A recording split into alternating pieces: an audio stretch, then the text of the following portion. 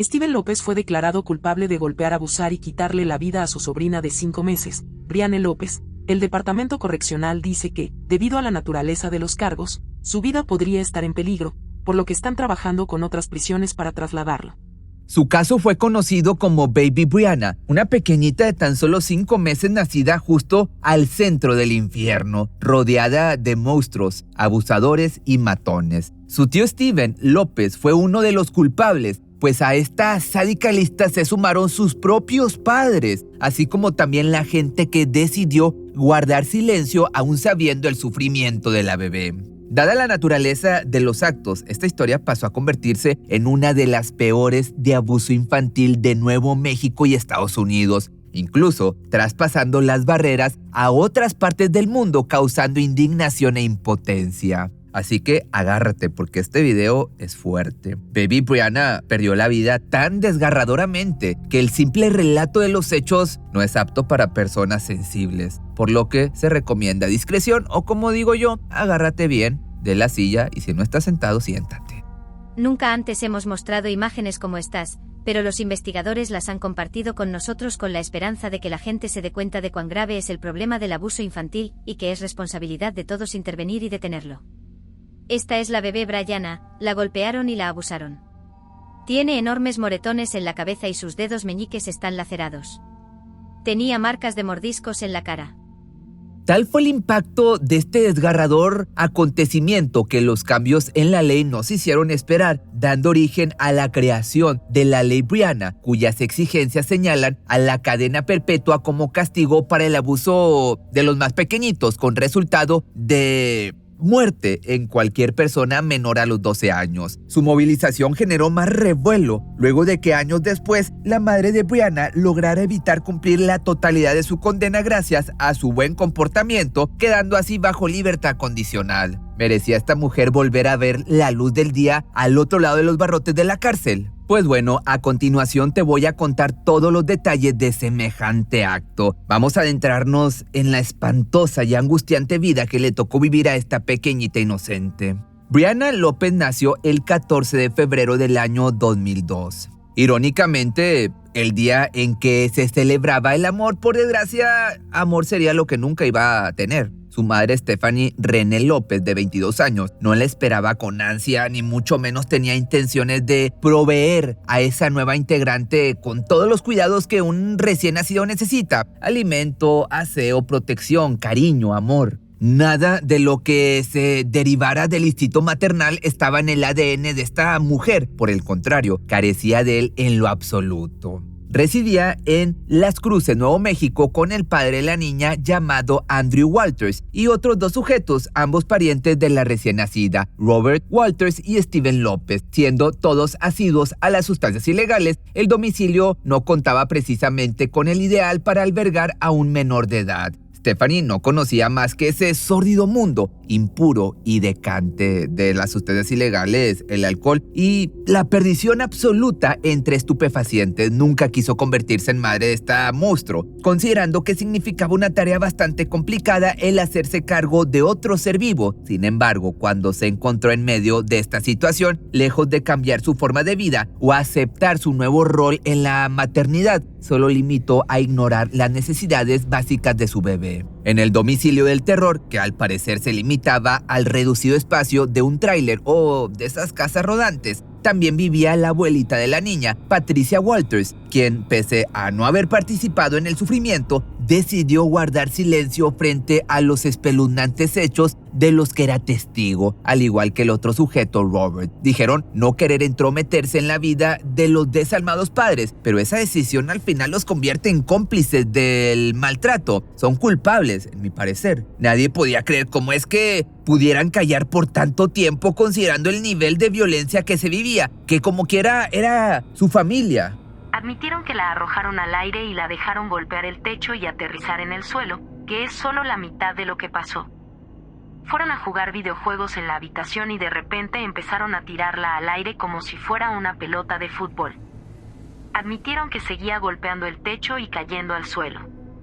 Ningún integrante de la familia resultaba apto para hacerse cargo de Brianna, mucho menos su madre, motivo por el cual Andrew De vez en cuando tomaba la iniciativa de cambiar pañales y darle un esporádico baño. Realmente lo poco que la atendían era para evitar su inminente muerte prematura, nunca por amor ni misericordia. Más de una vez tuvo lugar el mismo sadismo con el que finalmente la bebé sucumbió a la muerte. El ser golpeada, tratada como un muñeco de trapo, sacudida, maltratada y lo peor, abusada íntimamente por su padre y su tío Steven. El día en que la pequeña ya no pudo soportar más fue el 19 de julio del año 2002, con tan solo 5 meses de edad. Finalmente la violencia en su contra había cobrado su vida, siendo de hecho lo más misericordioso que conoció en este plano terrenal. La muerte que llegó como un manto de salvación para abrigarla, dándole ese respiro de paz que tanto necesitaba, lejos de sus abusadores que venían siendo su propia familia. El principio del descubrimiento de esta fatídica historia comenzó con una llamada al 911. El reloj marcaba las 10 en punto de la mañana y una madre se enfrentaba a su peor pesadilla. Su bebé no tenía signos vitales. Stephanie llamó a emergencias para denunciar el hallazgo. Sin embargo, su modo de comunicación no anunciaba el desespero o la angustia de una madre afligida por ver a su bebé sin vida. Al contrario, se escuchaba apatía y desinterés sobre el tema. Al otro lado de la línea, la operadora se dio cuenta de la peculiar situación, aunque hizo lo posible para que la mujer siguiera sus instrucciones. Le dijo paso a paso cómo realizar RCP, aunque según los datos proporcionados, la pequeñita llevaba un buen lapso de tiempo sin moverse. Lo cierto era que ya no había maniobra capaz de resucitarla, mucho menos con el poco empeño que Stephanie ejercía para salvar a su hija. No resultó raro que solo hubiese llamado al 911 para de cierto modo intentar desviar la atención y hacer ver que todo fue un accidente o una muerte natural. Sin embargo, el cuerpecito de Brianna albergaba la historia de su maltrato, poseía las marcas de su sufrimiento y jugaba el papel más importante a la hora de recolectar evidencia. En su piel estaba toda la verdad y eso ningún miembro de la familia podría esconder a partir de ahora. Acto seguido llegó la ambulancia para trasladarla al hospital más cercano. Desgraciadamente ya nadie pudo hacer algo al respecto, solo registrar la hora de su deceso. ¿Qué fue lo que pasó? Ese fue el cuestionamiento de los doctores que atendieron a la pequeña. Ahí su madre contó que horas antes la bebé se había caído de la cama, una explicación que se distanciaba muchísimo de lo que podía dar respuesta a las heridas en el cuerpo de Brianna. Los doctores no tardaron ni 5 minutos en darse cuenta de que algo andaba verdaderamente mal. Por alguna razón, todas las laceraciones detectadas no coincidían con un accidente de dicha naturaleza. Entonces, bajo estas circunstancias, decidieron comunicarse con las autoridades.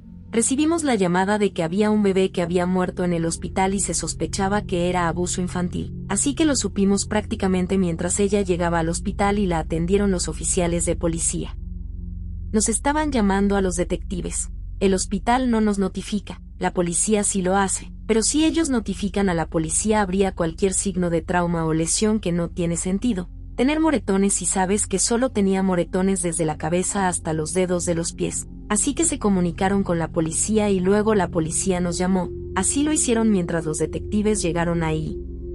Una vez notificados tanto oficiales de policía como detectives, el cuerpo de la nena fue trasladado para la realización de la autopsia. Se esperaba encontrar evidencia de violencia, pero lo que no se pudo prever fue el nivel de sadismo y la cantidad de agresiones que presentaba. Estaban frente a uno de los casos más horribles de abuso de pequeñitos jamás antes visto en México y Estados Unidos. Los resultados destrozaron a todo el personal médico, a las autoridades, al mundo entero, excepto a estos monstruos, a los familiares de la víctima, quienes evidentemente trataban de aparentar pena, mas la tristeza en sus ojos jamás se pudo distinguir. El motivo del deceso fueron lesiones cerebrales craneales, moretones, abrasiones en toda la piel y en su cabeza, rasguños y hematomas, algunas cicatrices de golpes anteriores y otras heridas frescas, dictando de esta forma la decadente vida de Brianna, la que llevó durante sus escasos pero muy angustiosos 5 meses de edad.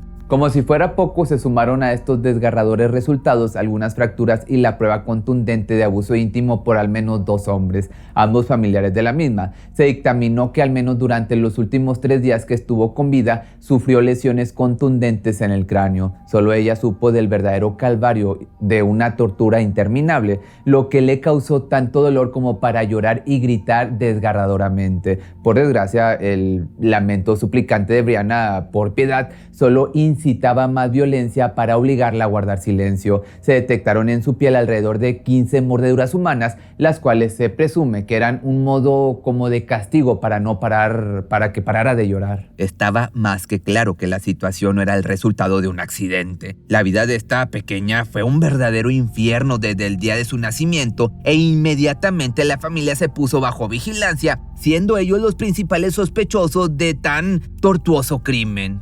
El 19 de julio del 2002, la bebé Brianne murió. ¿El día que fuiste al hospital y la viste, qué pasó por tu mente? Tengo mucho que hacer. El detective Lindale fue el primer oficial en la escena. ¿Y cuándo tuviste tiempo para sentarte y mirar hacia atrás? Lloré, y se quedará conmigo por el resto de mi vida. Los investigadores dicen que la madre de Brianne, Stephanie López, el tío Steven López y su padre, Andrew Walters, fueron los responsables. Detectives e investigadores tenían que enfrentar un caso sumamente perturbador. Debían tomarlo en sus manos e indagar en la mente de los perpetradores para llegar al fondo de todo, cuestionar al punto de reconstruir los hechos y tener que soportar la verdad. Se dice que más de uno soltó algunas lágrimas tras descubrir lo maquiavélico del maltrato y que las imágenes del cuerpo de Brianna permanecieron en su mente para siempre. Sin embargo, también despertó un nuevo nivel de preocupación sobre el maltrato de los pequeñitos, haciéndose el cuestionamiento sobre si verdaderamente están seguros los niños en casa. Y, por otra parte, los noticieros locales no guardaron silencio, uniéndose al hecho de fomentar conciencia respecto a esta situación. Brianna López nunca llegó a los 6 meses. Su muerte fue uno de los peores casos de abuso infantil en Nuevo México, tan grave que los agentes y policías lloraron y el fiscal de distrito se quedó sin palabras. ¿Acaso hoy en día nuestros niños están seguros? Por desgracia, no todos los casos de esta índole se descubren a tiempo e incluso cuando se llega a hacer, suelen adentrarse en un largo proceso de investigación por parte de servicios infantiles que, como en algunos otros casos que hemos narrado, que te he platicado, tienen un trágico final. Y te digo esto porque el nombre de Baby Brianna nunca llegó a las oficinas de protección infantil. Nadie, salvo los inquilinos de la casa rodante, conocían el infierno que vivía y, como ahora sabemos, estaban absolutamente negados a entrometerse. Así la pequeña no tuvo ni una sola oportunidad de sobrevivir. Entonces, cuando los sospechosos estuvieron bajo custodia, fue cuestión de tiempo para que comenzaran a confesar sus desgarradores actos, centrándose primero en la versión de Andrew Walters. Este parecía estar narrando una película de terror, atestada de dolor e infamias contra alguien inocente. Simplemente escucharlo causaba ganas de devolver el estómago. Dijo que todo se originó durante el 18 de julio del año 2002, un día antes de la llamada al 911 que reportó a la bebé sin signos vitales. Esa tarde transcurría como cualquier otra. Andrew y Steven López permanecían al interior de la casa rodante sin ninguna otra preocupación más que matar el tiempo como personas sin responsabilidades, como baquetones. Recuerda también haber encendido la consola de videojuegos y haber compartido un par de horas con el tío de su hija, ambos perdidos en los efectos de las pastillas ilegales que solían consumir con frecuencia. Así, restando importancia a que el cuidado de Brianna estaba bajo su dominio, no tuvieron problema con ir de compras por un par de cervezas, las cuales, mezcladas con otro tipo de sustancias, simplemente no podía terminar bien. Poco a poco la lucidez de estos sujetos quedó por los suelos.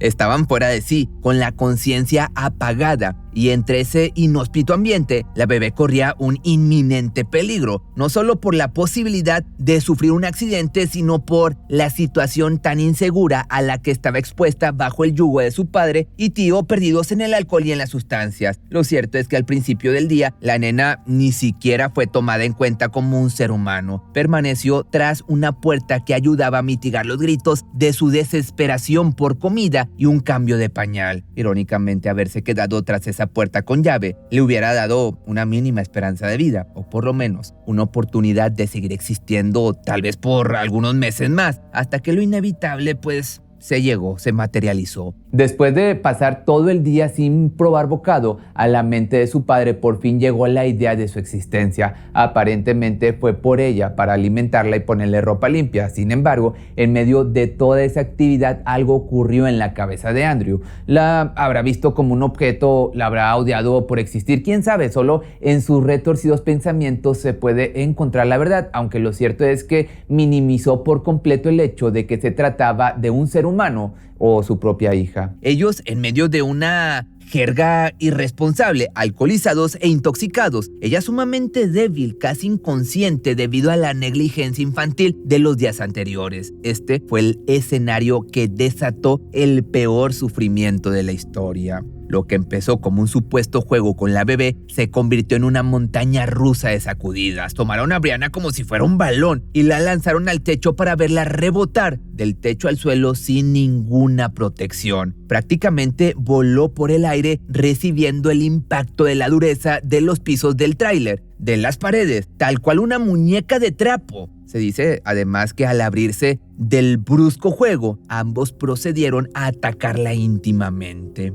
Una vez concluido el ataque, los sujetos se fueron a dormir pensando que al siguiente día todo estaría en orden. Mas unas horas después, Andrew abrió los ojos en medio de una resaca insoportable, una cruda. Se comenzó a cuestionar sobre todo lo ocurrido aquella noche y fue entonces que cayó en cuenta del sadismo con el que había tratado a su hija. Bajo la incógnita de si seguía viva o no, se levantó de la cama y se dirigió hacia donde yacía la bebé sin vida. Presuntamente a partir de este descubrimiento fue que se realizó la llamada a emergencias en la que la madre de la víctima mostró total desinterés. Ahora bien, ¿qué papel jugó esta mujer para el asesinato de su hija? ¿Te vas a preguntar? Pues ahí te va. Sin duda alguna estuvo involucrada, eso sí, te lo firmo. Y eso notaron incluso cuando llegaron al hospital, pues sin querer hizo una confesión al decir en voz alta: "Lo siento mucho". Palabras escuchadas por una de las enfermeras que se encontraban en ese momento. Una de las enfermeras dijo que dejaron entrar a Stephanie a la habitación para que pudiera despedirse de ella. Había un gran hematoma desde la parte superior del ojo hasta la cabeza. La tenían acostada en la mesa y tenía una manta, ya sabes, para cubrir su cuerpo. Stephanie entró y se cubrió la cara con la manta y luego simplemente dijo "lo siento", y una de las enfermeras la escuchó. Stephanie López no tardó mucho en relatar su propia versión de los hechos. Frente a los oficiales e investigadores, aceptó haber estado presente en el remolque mientras su pareja y su hermano consumían sustancias. Desgraciadamente, en su cabeza no cupo la cordura como para visualizar el peligro en el que estaba su niña, ni siquiera le importaba. Esta desalmada madre dijo llegar al tráiler aproximadamente a las 7 de la tarde, tiempo en el que regularmente aparecía luego de haber concluido una jornada laboral. Una vez ahí, detectó el ambiente entre píldoras y alcohol e inmediatamente decidió dar el primer trago a la cerveza. Ingirió un par de pastillas y luego su conciencia se disipó de su cuerpo. ¿Dónde está la bebé? Era un cuestionamiento que la tenía sin cuidado. Le valía madre. De hecho, solo se limitó a pedir muy poco por encima de su preocupación que le echaran un ojo. Como que, sí, ahí está, pero me vale madre. Acto seguido, según su relato, no hizo más que disponerse a descansar. Y siendo 19 de julio del año 2002, su pareja desesperadamente intenta despertarla. Quiere decirle que la bebé no tiene signos vitales, pero su inquietud no se concentra en que tal vez Brianna no vuelva a abrir sus ojos jamás, sino principalmente se preocupa por las consecuencias que esto pueda traer. Todos estos perturbados datos no tuvieron lugar hasta pasadas unas horas de interrogatorio. Los investigadores sabían que este trío de personas, si a esto le podemos llamar personas, tenían la responsabilidad entera por el deceso de la pequeña, pero todos estaban jugando un papel de inocente, atribuyendo los golpes a un accidente supuestamente de cama. Fue la presión sobre ellos, en cambio, ejercida por las autoridades, la que finalmente logró doblegarlos, haciendo que Andrew tomara el primer lugar en confesar. Desgraciadamente, Patricia y Robert Walters, quienes fungían como testigos de estas brutales golpizas, solo procedieron a ignorar la situación. Como te decía al principio, no era más que un día común y corriente en medio de un entorno familiar desabrigado, contaminado por las brutales consecuencias que deja el uso de estupefacientes y el abuso del alcohol. Dieron por hecho que al siguiente día Brianna despertaría y iba a sobrevivir, pero esta vez no fue así. No era como todos los demás días. Sin darse cuenta, se convirtieron entonces en cómplices. Las personas de esta comunidad nunca olvidarán a Brianna, ni los detectives, los trabajadores sociales ni los fiscales que trabajaron en su caso. El detective dice que nunca encontraron fotos de Brianna en su casa, ni una sola de ella jugando, riendo o sonriendo. Quería saber cómo lucía y cómo se veía cuando estaba viva. Antes de que comenzaran la autopsia y su carita yacía sobre una sábana blanca y pensé que parecía dormida, así que tomé una foto. Decenas de relatos como este comenzaron a rondar en las noticias. La fatídica experiencia de haber formado parte de este caso quedó grabada para siempre en sus recuerdos. No obstante, particularmente la historia de este detective despertó mucha compasión, pues al darse cuenta de que la nena no tenía fotos en vida, decidió tomarle una ya fallecida para después enviarla a editar, eliminar los moretones de su carita y dejarla como un recuerdo de su existencia fugaz, refiriéndose al rostro de Brianna como un recordatorio de que tanto él como sus compañeros deben mantenerse alertas a cada uno de los casos de abuso de los pequeñitos. Eso me impulsa a trabajar más duro, para poder ser la voz de cada niño que sufra de abuso. Se dice además que contar esta historia de modo público tan gráficamente tuvo como objetivo concientizar a la sociedad acerca de esta problemática. ¿Cuántos niños más no estarán pasando por el mismo sufrimiento en este momento en que me estás escuchando? Pues bueno, mientras tanto, sin dejar de lado el futuro tras las rejas de los perpetradores, una vez que se llegó el día del juicio, muchos oscuros detalles más salieron a la luz. Por ejemplo, que durante una prueba de ADN se pudo determinar que en la ropa interior de Andrew había restos de sangre, dando la plena seguridad de que el abuso íntimo sí se llevó a cabo, al parecer mientras la bebé estaba en sus últimos soplos de vida. El juicio realizado en Albuquerque, Nuevo México, dejó sin palabras a todos los asistentes. Incluso la fiscal Susana Martínez tuvo que tragarse sus emociones para que no brotaran por sus ojos a modo de un llanto lamentable, luego de presenciar las pruebas de semejante golpiza, es decir, las fotografías de la pequeña. Marcas de moretones y mordidas en todo su cuerpo que eran viejas y nuevas. Fracturas en el cráneo que eran viejas y nuevas. Sangrado en el cerebro que era tanto viejo como nuevo, lo que significaba que había sido abusada físicamente toda su vida. Completamente en shock por todos los abusos en contra de la pequeñita de 5 meses de edad, Martínez puso todo de sí para lograr las condenas más largas en contra de estos 3 abusadores. Por su parte, Andrew Walters había sido acusado formalmente de abuso de los pequeñitos, haberle quitado la vida y violencia contra un pequeñito cuya condena sumó 57 años de prisión. A la par, su cómplice, Steven López, recibió los mismos cargos como acusación y por los cuales fue llevado tras las rejas para cumplir con la misma sentencia que el padre de la niña. De principio, todo parecía indicar que la justicia estaría jugando un papel importante del lado de la víctima. Sin embargo, en el tribunal no se pudo ignorar el hecho de que la madre de la fallecida, Stephanie López, en realidad no participó en el ataque de forma directa. Se dijo que a pesar de que era bien sabido su odio hacia Brianna, su falta de instinto maternal y evidentemente su desinterés en el bienestar de la pequeña, ella en realidad no tuvo nada que ver con el homicidio, aun y cuando sus propias manos la hubieran maltratado en el pasado. Así que los cargos en su contra se redujeron a negligencia y descuido de un menor, cuyo castigo sumaban apenas 27 años tras las rejas, una verdadera ganga. Hasta el día de la lectura de la sentencia, por lo menos se tuvo la tranquilidad de que casi 3 décadas permanecería en prisión. Nadie pudo prever que su deseo por salir en libertad sería mucho más fuerte que el amor por su propia hija e incluso que la culpa, porque la reclusa mantuvo un buen comportamiento los siguientes años que estuvo en el Centro Correccional del Oeste de Nuevo México. Lo hizo con el fin de algún día poder salir bajo libertad condicional por buen comportamiento, cosa que desgraciadamente pudo lograr en el año del 2021, luego de haber cumplido menos de la mitad de su condena. En octubre, Stephanie López estará en libertad condicional. Miles de personas han firmado una petición pidiendo a la Junta de Libertad Condicional que la mantenga tras las rejas. Los miembros recolectaron más de 60.000 firmas pidiendo revocar la libertad condicional.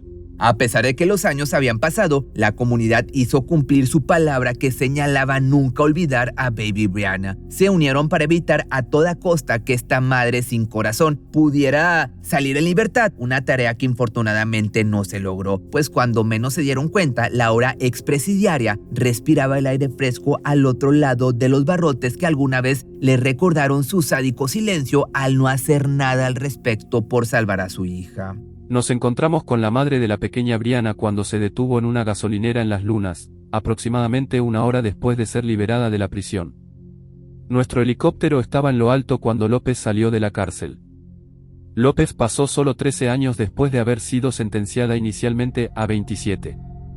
Es así que, describiendo la situación como el resultado de una ley débil, la gente se puso a trabajar en lo que anteriormente conversamos como la ley Brianna. Y ahora, llegando al final de este triste relato, te vuelvo a preguntar lo del principio. ¿Merece esta mujer haber sido liberada después de lo que hizo? Toma en cuenta que ella no le quitó la vida directamente. Yo creo que esos 27 años, o bueno, ni siquiera cumplió los 27, fueron una cosa ridícula. Pero tú me lo dejas en los comentarios. Acuérdate que en este canal hay videos lunes, miércoles, viernes y domingo, y si quieres que te haga algún tema en especial me lo puedes dejar aquí abajo en los comentarios.